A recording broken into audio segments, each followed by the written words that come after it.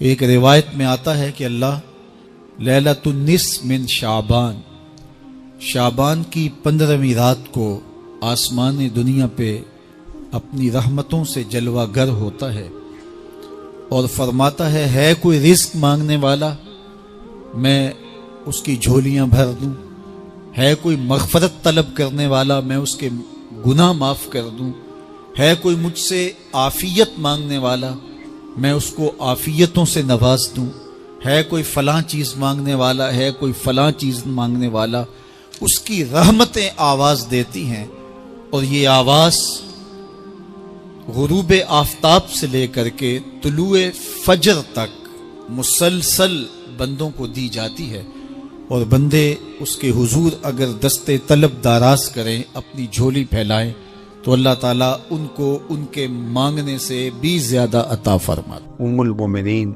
سیدہ عائشہ رضی اللہ تعالی عنہا فرماتی ہیں کہ حضور علیہ السلام کو رمضان المبارک کے بعد سب سے زیادہ روزے شعبان المعظم میں رکھتے ہوئے دیکھا ہے۔ ماہ شعبان میں رمضان المبارک کا شدت سے انتظار کرنا، اس کی ہمیں ترغیب دی گئی ہے، بلکہ رجب کا چاند طلوع ہوتے ہی یہ دعا مانگا کرتے تھے میرے اور آپ کے آقا و مولا کہ اللہ ہمیں شعبان تک اور پھر رمضان المبارک تک پہنچا دے۔ اس مہینے کا آنے والے موسم نور کا استقبال کرنا، اس کے شوق میں بے تابیوں کا اظہار کرنا، یہ اللہ جل شانہ کے ساتھ محبت کی علامت ہے۔ شعبان المعظم کے دن گن گن کے گزارے جائیں کہ اتنے دن رہ گئے ہیں رمضان المبارک میں، اب اتنے دن رہ گئے ہیں رمضان المبارک میں۔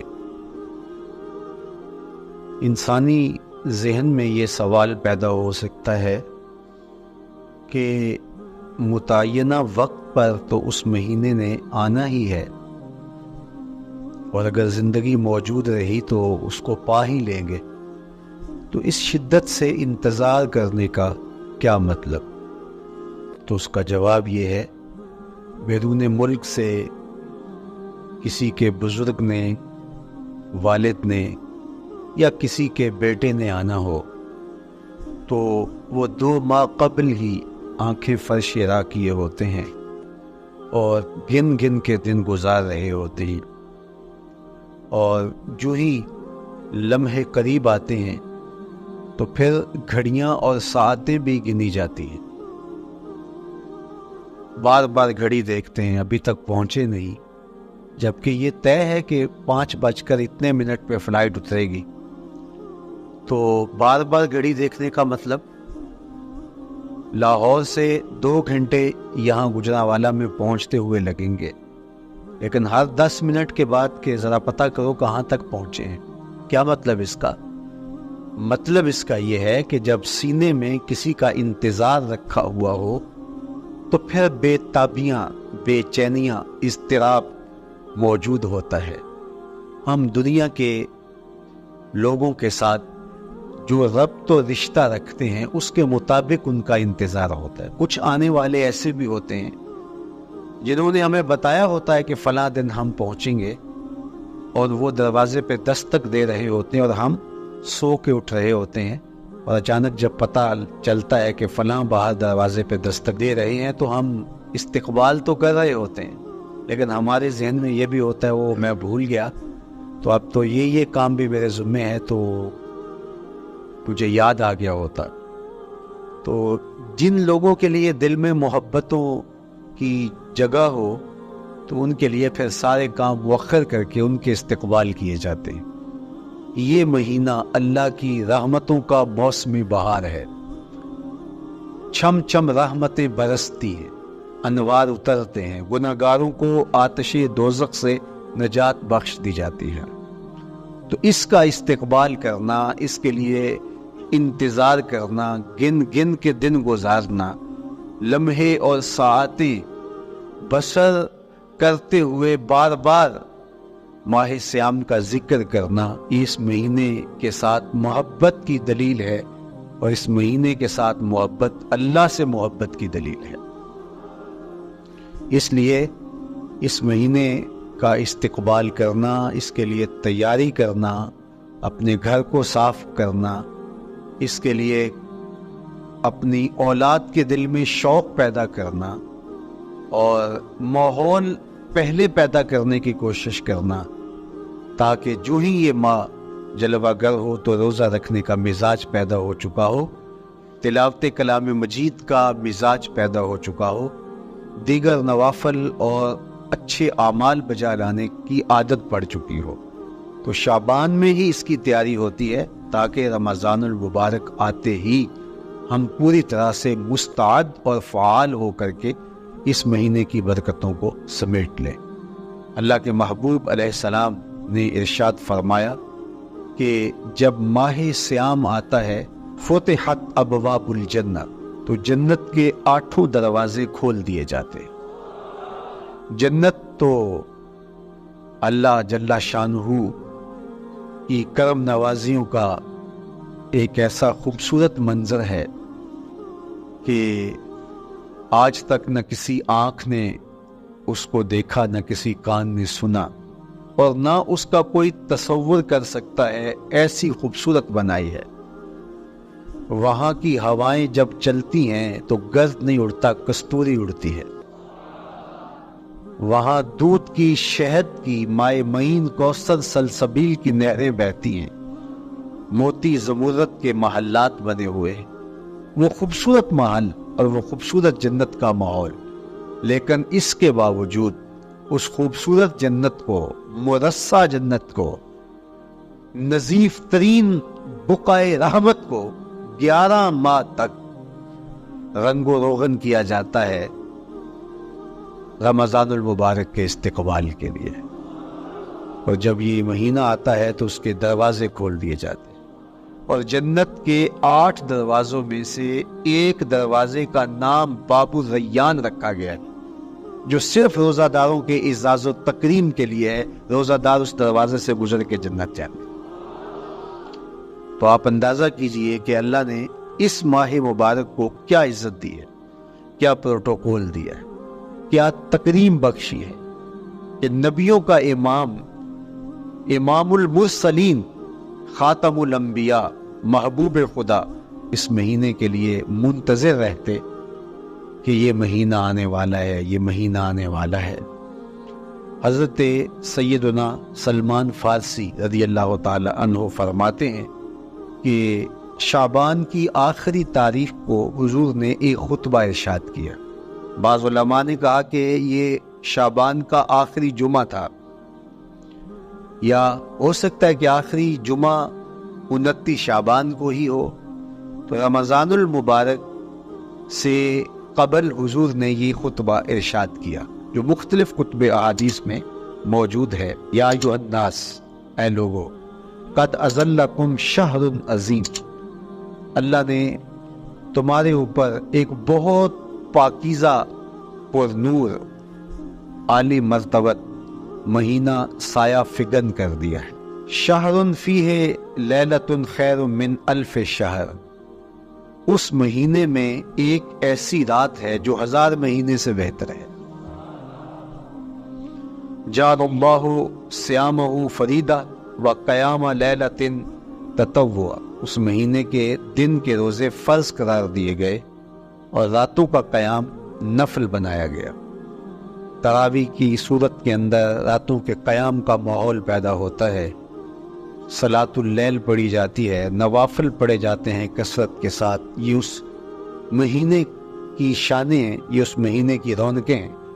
اس مہینے میں اللہ تعالیٰ نے خاص کرم نوازیاں عطا کی ہیں اہل ایمان کو۔ وَمَن تَقَرَّبَ فِيهِ بِخَصْلَةٍ مِّنَ الْخَيْرِ كَانَ كَمَنْ أَدَّى فَرِيضَةً فِيمَا سَوَاهُ، ایک نفل کا ثواب ایک فرض کے برابر اس مہینے میں کر دیا جاتا ہے۔ وَمَنْ أَدَّى فَرِيضَةً كَانَ كَمَنْ أَدَّى 70 فَرِيضَةً فِيمَا سَوَاهُ، اور اگر کوئی ایک فرض ادا کرتا ہے تو اس کو 70 فرائض کا ثواب ملتا ہے۔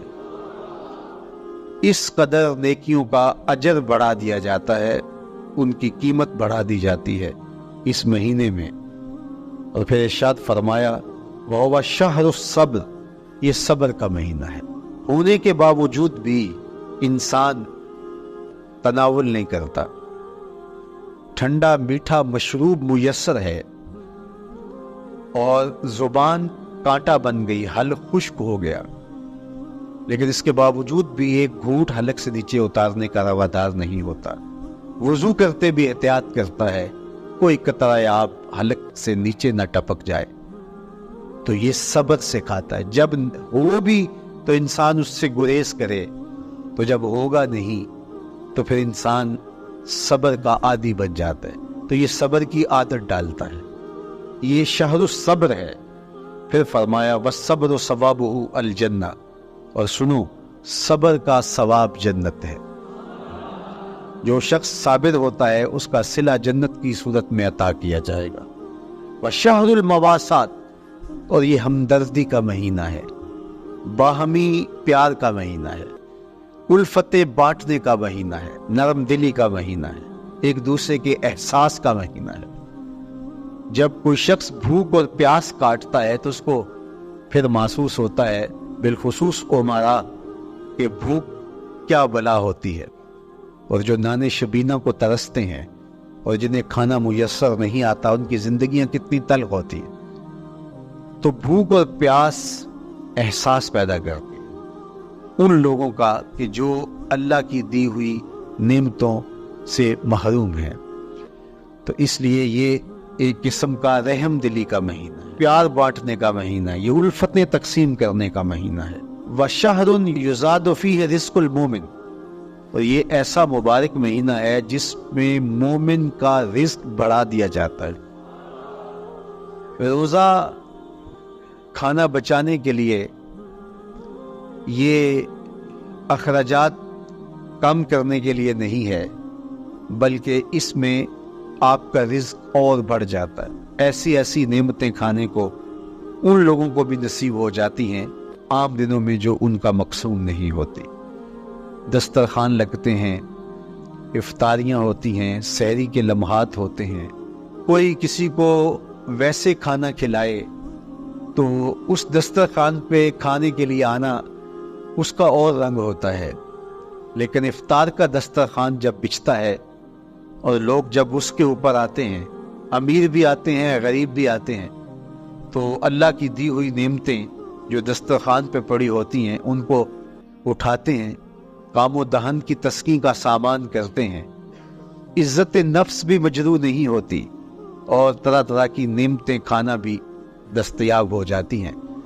तो ये एक महीना है मवासात का, इसमें रिस्क बढ़ जाता है। गुराबा तक भी अल्लाह की नेमतें वो पहुंचती हैं जो आम दिनों में उनको मुयस्सर नहीं होती, और उमरा भी नेमतों का लुत्फ लेते हैं, नेमतों का मजा उन्हें आता है, इसलिए कि भूख काटने के बाद जब उनको नेमत मुयस्सर आती है तो फिर उन्हें एहसास होता है। जो शख्स हर वक्त सैराब रहता है तो उसको क्या पता कि शदीद भूख के बाद खाने का लुत्फ क्या होता है। सख्त प्यास के बाद मीठा और ठंडा मशरूब जब रगों को तर करते हुए मैदे तक पहुंचता है तो उसकी तरावत, उसकी ठंडक, उसकी लज्जत, उसका कैफो सरूर, उसकी अजूबत इस तरह राहत बख्शती है। इसीलिए मेरे और आपके आका और मौला ने एक दूसरे मुकाम पर इरशाद फरमाया, लिस्साए में फरहतान, फरहतुन इंदा फित्रही व फरहतुन इंदा लिकाए रब्बे। रोजेदार के लिए दो खुशियां हैं। एक खुशी उसे तब मिलती है जब वो रोजा इफ्तार करता है, वो लम्हे मुसर्रतों के होते हैं, एक रूहानी एहसास होता है।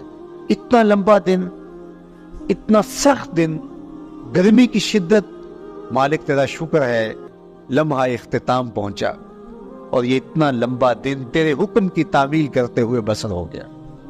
एक तो रोजा खोलते हुए वो एक सरशारी होती है, वो एक लज्जत होती है, रूहानी तस्कीन होती है। आजकल वो इफ्तार के दस्तरखान लगते हैं तो जिस तरह हमारे सारे मामलात जो हैं वो मुलव्वस हो गए हैं रिया से, तसन्नुह से, इस तरह इफ्तार भी एक फैशन के तौर पे फरोग पा रही है। तो उसमें उमरा को اور شخصیات کو بلایا جاتا ہے، اور ایسے لوگ کثرت کے ساتھ ہوتے ہیں جن کا روزہ بھی نہیں ہوتا، تو پھر ظاہر ہے رسماً تو اتنی دیر تک وہ کچھ نہیں اٹھا سکتے جب تک اذان کی آواز نہیں آتی، افطار کے لمحے نہیں آتے۔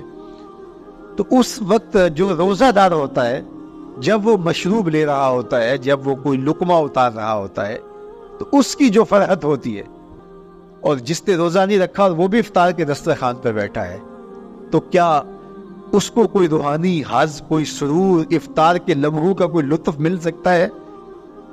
وہ بیچارہ کتنا بے چین ہوتا ہوگا کہ یہ شخص جو ہے کمزور ہے، سارا دن مزدوری کر کے آیا ہے، اور اس کا بھی تو سارا دن گزر گیا بھوک اور پیاس سے، اور میں صحت مند ہوں اور سارا دن ٹھنڈے ماحول میں رہا ہوں اور مجھے توفیق نہیں ملی، تو وہ گھونٹ کتنے مشکل اس کے لیے ہوتے ہوں گے۔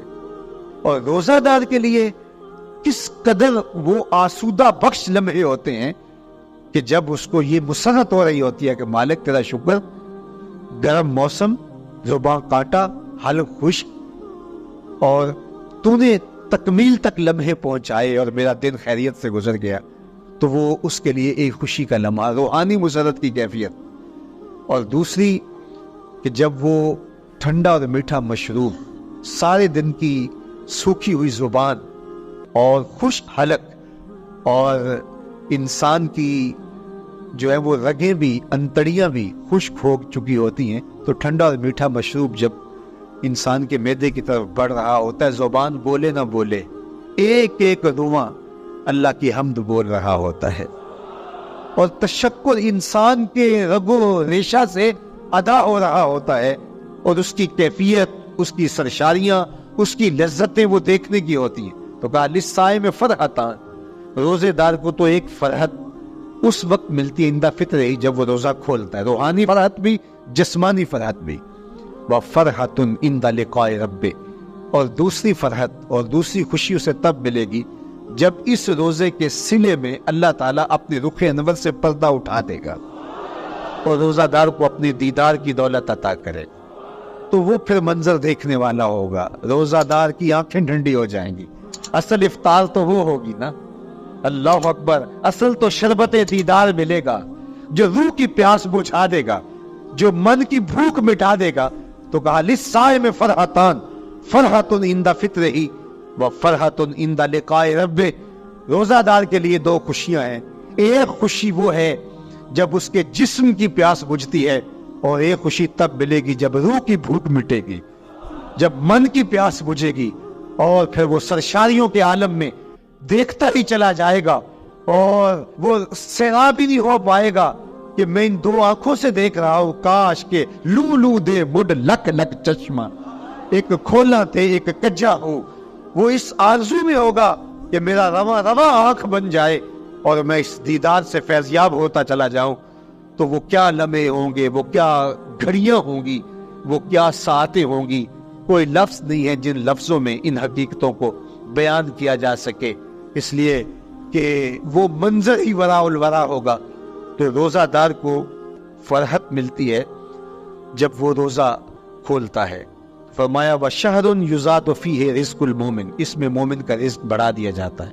وَمَنْ فَطَّرَ فِيهِ صَائِمًا كَانَ مَغْفِرَةً لِذُنُوبِهِ، جس نے روزہ دار کا روزہ افطار کروایا۔ اللہ کے محبوب فرماتے ہیں کہ ایک تو خود روزہ رکھا، اور دوسری سعادت یہ ہے کہ ماہ سیام میں روزہ دار کا روزہ افطار کروایا۔ آپ شریعت بیضاء کو بنظر عمیق مطالعہ کر کے دیکھیں، ماہ سیام میں بہت زیادہ اس بات پہ زور دیا گیا ہے کہ روزہ افطار کرواؤ۔ اپنے گھر میں بیٹھ کر کے روزہ افطار کر لینا یہ بھی سعادت مندی ہے، روزہ نصیب ہو جائے، لیکن اس بات پہ بہت زور دیا گیا ہے ماہ سیام میں کہ ایک ماحول پیدا ہو، لوگوں کو افطار کروائیں تاکہ تمام لوگوں تک اللہ تعالیٰ کی نعمتیں پہنچیں، اور لوگوں تک جو ہے وہ رمضان المبارک کی برکتیں پہنچیں۔ تو ارشاد فرمایا وَمَنْ فَطَّرَ فِيهِ صَائِمًا، جس نے روزے دار کا روزہ افطار کروایا، کَانَ مَغْفِرَةً لِذُنُوبِهِ، تو وہ افطار کروانے والوں کے گناہوں کی بخشش کا ذریعہ بن جائے گا۔ یہ افطاری گناہوں کی مغفرت کا سبب بن جائے گی، وَإِتْقَ رَقْبَتِهِ مِنَ النَّارِ، اور آتش دوزخ سے گردن کی آزادی کا مجدہ جاں فضا بن جائے گا یہ امر کہ اس نے کسی کا روزہ افطار کروایا۔ وَقَانَ لَهُ مِثْلُ أَجْرِهِ مِنْ غَيْرِ أَنْ يَنْقُصَ مِنْ أَجْرِهِ شَيْءٌ، اور روزہ افطار کروانے والے کو روزہ رکھنے والے جتنا اجر ہی دیا جائے گا، لیکن روزہ رکھنے والے کے اجر میں بھی کوئی کمی نہیں واقع ہوگی۔ جتنا اس نے سارے دن کی بھوک اور پیاس کاٹ کر کے تکلیف اٹھا کر کے روزہ رکھا، جس نے شام کو اس کو افطار کر دیا، اتنا ہی ثواب اس کو عطا کر دیا جائے گا، اس کا اجر کم کیے بغیر۔ اللہ اکبر! یہ امت کے لیے اللہ نے کیا پیکج دیا ہے، کیا کرم نوازیاں ہیں اس امت کے لیے۔ آقا کریم نے ارشاد فرمایا، ایک شخص صبح سے لے کے ظہر تک مزدوری کرتا ہے، اس کو 1 قیراط دیا جاتا ہے، اور ایک شخص ظہر سے لے کر عصر تک مزدوری کرتا ہے، اس کو بھی 1 قیراط دیا جاتا ہے، اور ایک عصر سے لے کر مغرب تک مزدوری کرتا ہے، اس کو 2 قیراط دیے جاتے ہیں۔ فرمایا پہلی مثال یہود کی ہے، دوسری مثال نصارہ کی ہے، اور تیسری مثال میری امت کی ہے۔ یہودیوں نے اور عیسائیوں نے اس پہ اعتراض کیا کہ ہمارا اجر کیوں تھوڑا ہے، تو میرے اور آپ کے آقا و مولا نے فرمایا تمہارا تھوڑا نہیں، ہمارا زیادہ ہے۔ آج کل اگر 1000 روپیہ مزدوری چلتی ہو مزدور کی، تو کوئی شخص صبح سے شام تک ایک شخص سے مزدوری کروائے اور 1000 روپیہ دے دے، اور دوپہر کو اڈے سے جا کے ایک مزدور اور لے آئے، شام کو اس کو بھی 1000 روپیہ دے آئے، اور ایک شخص کو عصر کے وقت لائے اس کو 2000 روپیہ دے دے، تو 1000 والا کہے کہ میرے سے زیادتی ہوئی ہے، تو اس سے زیادتی تو نہیں ہوئی، اسے تو پوری مزدوری دی گئی، اب اس پہ مہربانی ہوئی ہے، اس پہ رحمت ہوئی ہے۔ تو کہا یہود اور نصارہ کی یہ مثال ہے، ایک صبح سے ظہر تک مزدوری کرے اس کو 1 قیراط، ایک ظہر سے عصر تک مزدوری کرے اس کو بھی 1 قیراط، اور تیسرا بہت تھوڑا وقت عصر سے مغرب تک مزدوری کرے اس کو 2 قیراط۔ کہا یہ امت محمدیہ علی صاحب الصلوات کو دیا گیا نور ہے۔ تو ایک شخص نے سویر سے لے کر شام تک روزہ رکھا، بھوک کاٹی، پیاس کاٹی، سخت شدت کی گرمی سہی، اور ایک شخص نے شام کے وقت اس کو روزہ افطار کروا دیا۔ اور سنو حضور علیہ الصلوۃ والسلام کا فرمان، جب حضور نے فرمایا کہ اس کو پورا اجر ملے گا پہلے کے اجر کو کم کیے بغیر، تو صحابہ کا تو دل تڑپنے لگا کہ یہ کتنی بڑی بات ہے۔ آپ جانتے ہیں کہ یہ زمانہ ایسی معاشی خوشحالیوں کا نہیں تھا، لوگوں کے پاس تو نان شبینہ بھی میسر نہیں ہوتا تھا، تو صحابہ نے جو سوال کیا، قالوا یا رسول اللہ صلی اللہ علیہ وسلم، انہوں نے کہا اے اللہ کے پیارے رسول صلی اللہ علیہ وسلم، لیسا کلنا یجد ما یفطر الصائم، ہم میں سے تو ہر بندہ یہ طاقت نہیں رکھتا کہ روزہ دار کو روزہ افطار کروا دے، تو یہ اتنی بڑی سعادت، تو یہ تو پھر اہل زر ہی یہ سعادت حاصل کر پاتے ہیں، ہمارے جیسے لوگ تو پھر جو مال و دولت نہیں رکھتے تو وہ تو پھر یہ سعادت نہیں حاصل کر پائیں گے۔ تو میرے اور آپ کے آقا مولا نے کیا فرمایا؟ قال، حضور نے ارشاد فرمایا، یؤتی اللہ ھذا الثواب، یہ ثواب اللہ اسے شخص کو بھی عطا کرے گا، من فطر صائما علی مزقۃ لبن او تمرۃ او شربۃ من ماء، فرمایا کہ یہ اجر اللہ اس کو بھی عطا کرے گا جس نے کسی کا روزہ 1 گھونٹ دودھ سے کھلوا دیا، یا 1 کھجور سے کھلوا دیا، یا پانی کے 1 گھونٹ سے اس کا روزہ افطار کروا دیا۔ لازمی نہیں ہے کہ دسترخوان سجا ہو، انواع اقسام کے کھانے پڑے ہوں، اور وہ افطاری ہی افطاری قرار پائے گی۔ جس نے کسی کو وہاں باہر ٹوٹیوں سے پانی کا گلاس بھر کے، کٹورا بھر کے سادہ پانی بھی پیش کر دیا، تو اس کو بھی ثواب مل جائے گا۔ کتنا ثواب ملے گا؟ پورا روزہ رکھنے کا ثواب اس کو ملے گا۔ کتنی رحمتوں کی لوٹ سیل لگی ہے، کوئی ایسے بھی بانٹتا ہے، کوئی ایسے بھی کرم نوازیاں ہوتی ہیں، لیکن میرے رب کے خزانے کتنے کھلے ہیں۔ میں نے مدینہ المنورہ میں ایک شخص کو دیکھا کہ وہ روزے کے وقت وہاں سے ہی گلاس لیتا اور زمزم سے بھرتا اور روزہ داروں کے آگے رکھتا چلا جاتا، اور روزانہ اس کا یہ عمل ہوتا۔ نماز عصر کے بعد شروع ہوتا، جتنی اس کی پہنچ ہوتی ہر ایک کے آگے رکھتا چلا جاتا. پانی بھی وہاں سے لیا, گلاس بھی وہاں سے لیا. اللہ اکبر. فرمایا دودھ کا ایک گھونٹ یا پانی کا ایک گلاس یا ایک کھجور اس نے کسی کو پیش کی اور اس نے اس سے روزہ کھولا. اللہ کے محبوب فرماتے ہیں پہلے کے اجر میں بغیر کسی کمی کے اس کو پورا ثواب روزے کا نصیب ہوگا. اللہ اکبر. اب سنو, پھر حضور نے ارشاد فرمایا ومن اشبع صائما, اور جس نے صحیح اہتمام کے ساتھ روزے دار کو اچھا کھانا کھلایا, اچھی پرتکلف افطاری دی, سقاہ اللہ من الحوض شربتا لا یظمأ حتی یدخل الجنہ, اس کو حوض کوثر سے ایسا جام ملے گا کہ اس کو کبھی پیاس نہیں ملے گی یہاں تک کہ جنت میں چلا جائے گا. اللہ اکبر. اس کو کوثر کے جام نصیب حشر کی گرمی میں. اور آپ کو معلوم ہے, علماء سے آپ نے بارہا سنا ہوگا کہ جام کوثر جس نے ایک بار پی لیا پھر 50,000 سال کے دن میں اس کو دوبارہ پیاس نہیں لگے. یہ جام کوثر کی خصوصیت ہے. فرمایا وَهُوَ شَهْرٌ أَوَّلُهُ رَحْمَةٌ, یہ وہ مہینہ ہے جس کے پہلے 10 دن رحمت ہے اور اس کا درمیانی اشرا مغفرت ہے. وَآخِرُهُ عِتْقٌ مِّنَ النَّارِ, اور اس کا آخری اشرا جو ہے وہ آتش دوزخ سے نجات کا ضامن ہے. فَاسْتَكْثِرُوا فِيهِ مِنْ 4 خِصَالٍ, کہا کہ 4 کام اس مہینے میں کثرت کے ساتھ کرو. خصلتان ترضون بہما ربکم, 2 کام تو وہ ہے جس سے تم اپنے رب کو راضی کرو گے. وخصلتان لا غنا بکم عنہما, اور 2 کام ایسے ہیں کہ ان سے بے نیاز نہیں ہو سکتے تو وہ تمہیں کرنے پڑیں گے. اما الخصلتان اللتان ترضون بہما ربکم, وہ 2 خصلتیں 2 کام جن کے ذریعے سے تم اپنے رب کو راضی کر سکو. فشہادت اللہ الہ الا اللہ, وہ گواہی دینا ہے لا الہ الا اللہ. وتستغفرونہ, اور تم کثرت سے استغفار کرو, اللہ سے بخشش مانگو. یہ 2 کام تم نے کرنے ہیں. وَأَمَّا الْخَصْلَتَانِ اللَّتَانِ لَا غِنَىٰ بِكُمْ عَنْهُمَا, اور وہ چیزیں جن بغیر تمہیں چارہ نہیں ہے. فَتَسْأَلُونَ الْجَنَّةَ وَتَعُوذُونَ مِنَ النَّارِ, اللہ سے جنت طلب کرو اور دوزخ سے پناہ مانگو. تو یہ 2 کام جو تمہاری ضرورت ہے تم اس مہینے میں کثرت کے ساتھ کرو. تو یہ مہینہ رحمتوں کی لوٹ سیل کا مہینہ ہے. یہ کرم نوازیوں کے امٹتے ہوئے دھارے ہیں. یہ سیل رحمت ہے جو کہ من کی سیرابی کا سبب اور ذریعہ ہے. خوش نصیب ہیں جو ماہ صیام کو خوبصورتی کے ساتھ بسر کرتے ہیں, اس کے آنے سے پہلے استقبال کرتے ہیں, گھروں میں صفائی کریں, اہتمام کریں, مساجد میں اہتمام کریں, تاکہ بچوں میں یہ شوق پیدا ہو کہ ماہ صیام آ رہا ہے.